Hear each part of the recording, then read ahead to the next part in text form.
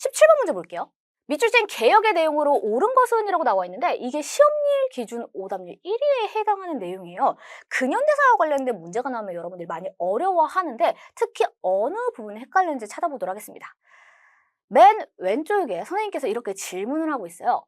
경복궁을 점령한 일본이 김홍집 내각을 앞세워 추진한 개혁에 대해 말해볼까요? 라고 나와 있습니다. 그리고 가운데 친구가 김홍집 내각은 교정청 폐지하고 개혁추진기구로 군국기무처 설치했대요. 결정적 힌트 나오죠? 그리고 군국기무처가 급진개화파와 농민군의 요구를 반영하여 재정의 일원화, 과부의 재가 허용 등을 추진했다라고 나와 있어요. 개혁의 내용에 나와 있죠. 정리해보면 이 시기 상황 어떤 상황입니까? 한창 동학 농민운동군 진행이 되고 있고 이제 교섭을 하려고 하고 있을 때 이미 정부가 청에게 원군 요청을 한 나머지 청이 텐진 조약 하에 일본한테 나 조선에 군대 보냈어 라고 알린 상황이에요. 그러다 보니 일본도 조선에 군대를 파견을 했고 상황이 해결이 되려고 하는데도 일본이 군대를 본국으로 보내지 않고 오히려 경복궁을 점령한 상황임을 확인할 수 있죠.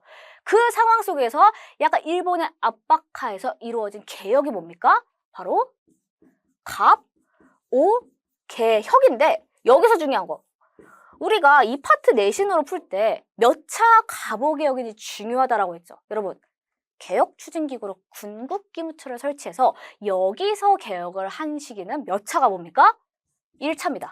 1차가 뭐예요? 2차 갑오 때부터 군국기무처 폐지합니다. 그래서 해당 사항 없어요. 그리고 내용을 보니 뭐 재정의 일원화를 했다, 과부의 재가 허용을 했다, 다 1차 갑오 개혁에 해당하는 내용입니다. 참고로 여기서 나오는 급진개화파의 요구를 받아들였다, 농민군의 요구를 받아들였다라는 점은 급진개화파가 일으켰던 갑신정변의 내용과 농민군의 요구, 동학농민군의 요구를 반영했다라는 점을 통해서 여러분들한테 힌트를 주고 있는 거예요. 그래서 밑줄 친 개혁의 내용, 1차 갑오 개혁의 내용으로 옳은 것을 골라주시면 되겠죠.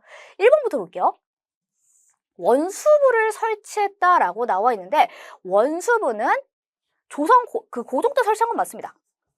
다만 1차 갑오 개혁 때는 원수부를 설치하지 않습니다. 훨씬 이후의 일이에요. 지워주시면 되고요. 이번에 진대법 실시는 언제입니까? 바로 일종의 가난한 백성들에게 미리 곡식을 빌려서 먹게 할 수 있는 고구려 때 고국청하 시기 때 일입니다. 그래서 지워주시면 되고요.